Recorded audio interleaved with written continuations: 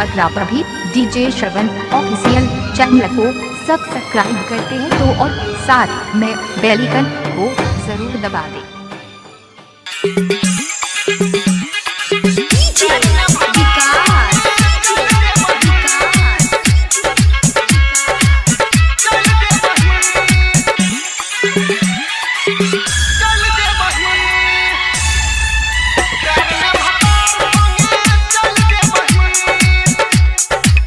गेलो शादी ये तो विदाई जइबे ससुरबा तो हमके भुलाई।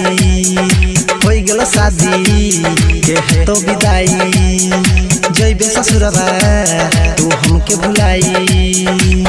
दिल से याद तू निकल गे बही, दिल से गया तू निकल गे बही। कार में भतार संगे चल जे बही, कार में भतार संगे चल जे बही। हो गेलो शादी ये तो विदाई जइबे ससुरबा तू हमके भुलाई।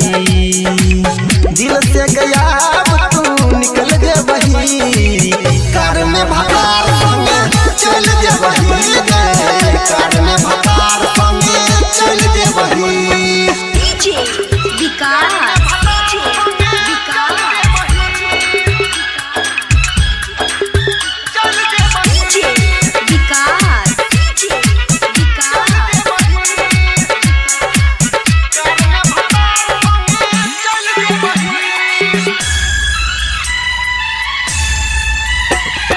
तुझे भी हंस हंस क गए, पियावा के गोदी में बोस क गए। तुझे भी हंस हंस क गए, पियावा के गोदी में बोस क गए।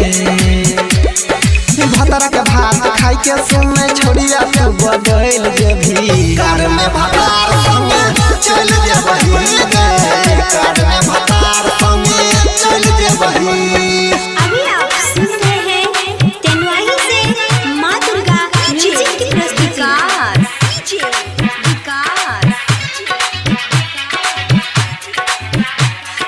भूल के हमर प्यार के गे, मजा लेबे भतार से गे। भूल के हमर प्यार के गे, मजा लेबे भतार से गे। सनी अनिल यादव के तू जिंदगी से निकल जेबी। कार में भतार संगे चल जे बही, कार में भतार संगे चल जे बही। हो गेलो शादी ये तो विदाई जइबे ससुरबा तू हमके भुलाई।